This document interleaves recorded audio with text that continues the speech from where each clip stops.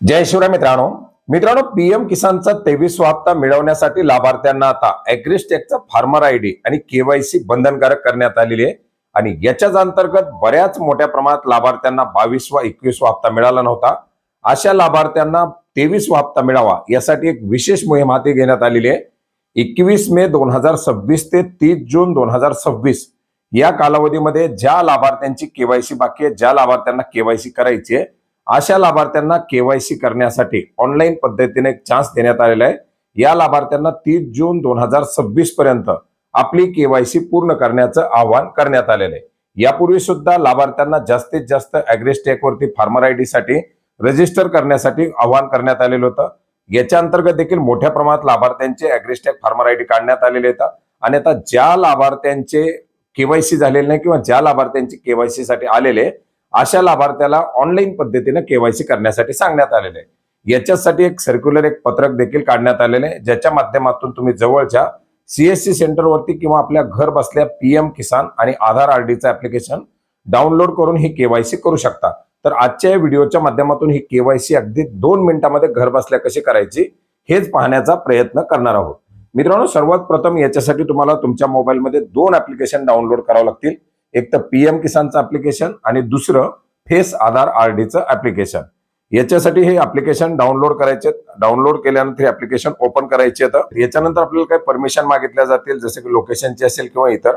आता इथं आल्यानंतर आपल्याला डायरेक्टली नेक्स्ट वरती क्लिक करायचं नाही। आपल्याला या ठिकाणी पहिली प्रायव्हसी पॉलिसी जी आहे ती पाहिजे। बरेच जण नेक्स्ट करतात आणि एरर येतोय।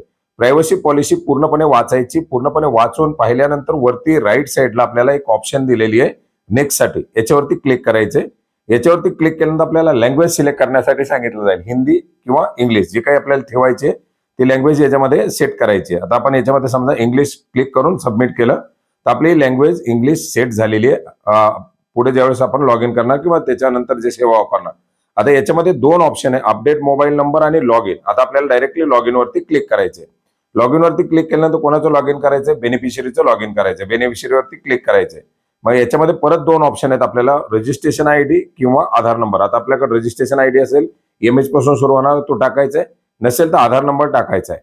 आता या बॉक्समध्ये आधार नंबर टाकल्यानंतर आपल्याला खाली ऑप्शन येणार आहे face e KYC log in साठीची। तर आपल्याला face e KYC log in साठी याच्यावरती क्लिक करायचंय। तुम्ही रजिस्ट्रेशन नंबर नाही करू शकता, तुमच्याकडे आधार नंबर असेल तर आधार नंबर हे करू शकता। केल्यानंतर तुम्हाला पुन्हा आणखीन एक सूचना दाखवली जाईल, केवायसी साठी तुम्ही पुढे जाता, त्याला ओके करायचे।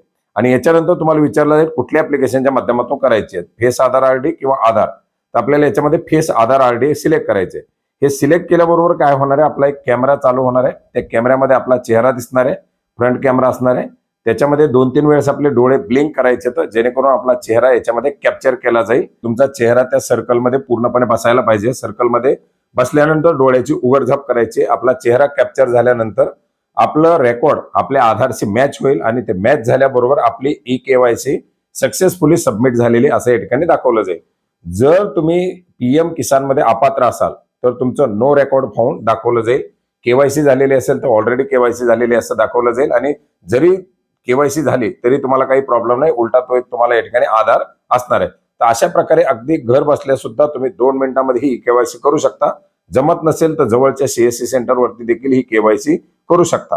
तर मित्रांनो, 30 जून 2026 पर्यंत ही मुदत देण्यात आलेली आहे। याच्या अंतर्गत केवायसी आणि इतर काही कारणास्तव अपात्र झालेले जे काही लाभार्थी आहेत त्यांचा समावेश करून पुढील हप्त्यासाठी पात्र केलं जाणार आहे। आणि ही सगळी प्रक्रिया झाल्यानंतरच पीएम किसानचा आता पुढील हप्ता वितरित केला जाणार आहे, जो जुलै महिन्यामध्ये साधारणपणे वितरित केला जाऊ शकतो। तर पीएम किसानच्या संदर्भातील हे एक अतिशय महत्त्वाचं अपडेट होतं, ज्याची माहिती आपल्याला नक्की उपयोग पडेल अशी आशा करतो। भेटूयात नवीन माहितीसह, नवीन अपडेटसह।